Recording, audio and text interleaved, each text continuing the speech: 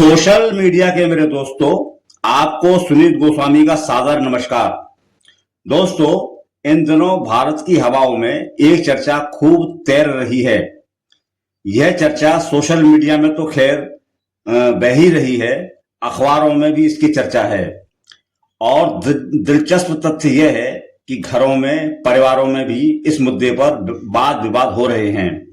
शक्की पति अपनी पत्नियों को ताने दे रहे हैं कि प्रेमानंद गलत थोड़े ही कह रहे हैं कि 100 में से 2-4 स्त्रियां ही पवित्र चरित्र की होती हैं। 100 में कोई 2-4 कन्याएं ऐसी होंगी जो अपना पवित्र जीवन रखकर किसी पुरुष को समर्पित होती होंगी। कैसे वो सच्ची बहू बनेगी? और पुरुष वर्ग अनिरुद्धाचार्य के इस सर्वे को भी सही बता रहा है कि 25 वर्ष की विवाहिता 4-5 जगह मुंह मारकर ही आती है। क्योंकि अब लड़कियां लाते हैं 25 साल की। अब 25 साल की लड़की 4 जगह वो मुंह मार चुकी होती है। अब दोस्तों, बात ऐसी है कि मेरी दृष्टि में ये जितने भी कथावाचक हैं सभी कामुक हैं और काम वासना से पीड़ित हैं, काम वासना से भरे हुए हैं। इसलिए इनको स्त्री का सिर्फ यौवन ही नजर आता है। ये कामुक होकर स्त्री का यौवन निहारते रहते हैं, उसके चरित्र के ठेकेदार बन जाते हैं।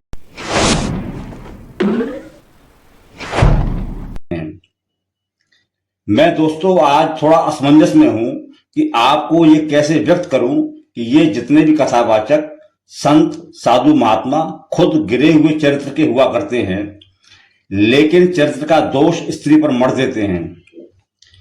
ऋषि मुनियों के कितने ही किस्से हैं कि वे तप करने बैठे, उनकी तपस्या से इंद्र घबराया, उसने तपस्या भंग करने के लिए रंभा, मेनका, उर्वशी जैसी अप्सराओं को भेजा। अगर ऋषि मुनियों में काम वासना उछाल न मार रही होती, अगर ये पतनशील चरित्र के न होते, तो कोई भी अप्सरा कामयाब नहीं हो सकती थी। राजा भर्तृहरि को बड़ा धर्मात्मा माना जाता है। इस धर्मात्मा ने बुढ़ापे में जवान पिंगला से तीसरी शादी की थी। ये महाराज पिंगला की काम वासना में सहयोगी नहीं हो पाए तो वैराग्य का छाता लगाकर जंगल में भाग गए। वहां भी इनके दिमाग में स्त्री घूमती रही। इन्होंने 3 शतक लिख मारे, श्रृंगार शतक, नीति शतक और वैराग्य शतक। श्रृंगार शतक में तो खैर भर्तृहरि स्त्री के चरित्र पर व्याख्यान देता ही रहा। नीति शतक और वैराग्य शतक में भी इसने नारी के चरित्र पर छींटाकशी की है। दरअसल बात है क्या दोस्तों? बात यह है दोस्तों कि एक औसत पुरुष की भी सोच ऐसी है कि वह स्त्री को परमात्मा के सृजन के तौर पर नहीं देखता। वह उसे देखता है एक वस्तु की तरह, चलती फिरती वस्तु की तरह। बड़े भारी नीतिज्ञ और प्रज्ञावान कहे जाने वाले विदुर और चाणक्य ने भी एक जैसी बात कही है कि रोज स्नान करने वाले पुरुष को सुंदर स्त्रियां प्राप्त होती हैं। अब बताइए कि स्त्री कोई वस्तु है जो प्राप्त होती है? मैं तो हैरान हूं कि गीता में श्री कृष्ण की भी कुछ ऐसी ही मंशा हमें दिखाई देती है। आप गीता के अध्याय 13 का 9वां श्लोक पढ़ लीजिएगा। हमारे सनातनी धर्माचार्यों ने जब भी स्त्री की चर्चा की है तो उसकी यौवनावस्था की ही चर्चा की है। नारी की बाल्यावस्था और वृद्धावस्था का तो कोई मूल्य इनकी नजरों में है ही नहीं।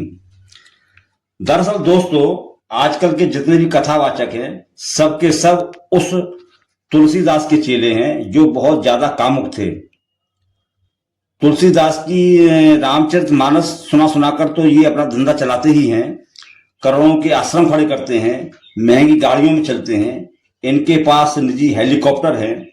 इसलिए तुलसी का चरित्र ही इनका भी चरित्र है। तुलसी काम वासना से इतने पीड़ित थे कि भरी बरसात में अपनी जान की परवाह किए बिना वे अपनी ससुराल रत्नावली के पास पहुंच गए। रत्नावली इनकी अति कामुकता पर हैरान थी। उसने पति को फटकार लगाई। उसने कहा, अस्त चर्ममय देह यह, तासो ऐसी प्रीत, नेक जो होती राम से, तो काहे भव भीत। तुलसी लज्जित हुए। कहने को तो वे राम की शरण में चले गए, लेकिन स्त्री के प्रति कामुकता इनकी बनी रही। रामचरितमानस में तो खैर इन्होंने कई बातें स्त्री के विरोध में ऐसी लिखी हैं जो आपत्तिपूर्ण हैं और इन पर कई सवाल हैं। इन्होंने अपनी कामुकता का इजहार अपनी कृति दोहावली में भी किया है। काम क्रोध लोभाद मद प्रबल मोह के धार, तिन मह अति दारुण दुखद माया रूपी नार। मतलब स्त्री जो है वह पुरुष को भयानक दुख देती है। और दोस्तों, महिला का युवा शरीर तुलसी को कितना पीड़ित करता है आप भी देखिए। दीप शिखा सम जुबत तन, मन जन होश पतंग। मतलब स्त्री का युवा शरीर स्त्री की काम वासना आग जैसी है जिसमें हे पुरुष तू जल जाएगा। दोस्तों, कुल मिलाकर मेरा कहने का सीधा सीधा आशय यह है कि चाहे प्रेमानंद हो, अनिरुद्धाचार्य हो, धीरेन्द्र कृष्ण शास्त्री हो या फिर कोई अन्य कथावाचक, इन्हें भी तुलसी की तरह यह मामूली सी बात समझ में नहीं आती कि स्त्री भी मनुष्य रूप में एक पूर्ण इकाई है। इनको भी उसी परमपिता ईश्वर ने बनाया है जिसने पुरुषों को बनाया है। अगर इनके स्वभाव में कोई कमी है तो यह परमात्मा का दोष है। चाहे नर हो या नारी, काम वासना दोनों को परमात्मा ने ही दी है और दोनों को ही यह अधिकार भी है कि वे अपनी काम वासना के साथ कैसा व्यवहार करते हैं अथवा कैसा व्यवहार करें। शरीर में यह सब हार्मोन्स का खेल है। हार्मोन्स जब अधिक प्रबल हो जाएं तो इनका दमन मुश्किल हो जाता है और कायदे से दमन किया भी नहीं जाना चाहिए। हाँ, इसका रूपांतरण जरूर एक समझदारी भरा काम हो सकता है। शरीर और जीवात्मा दो अलग अलग चीजें हैं। शादी के बाद या फिर शादी से पहले शारीरिक संसर्ग से शरीर अपवित्र नहीं होते।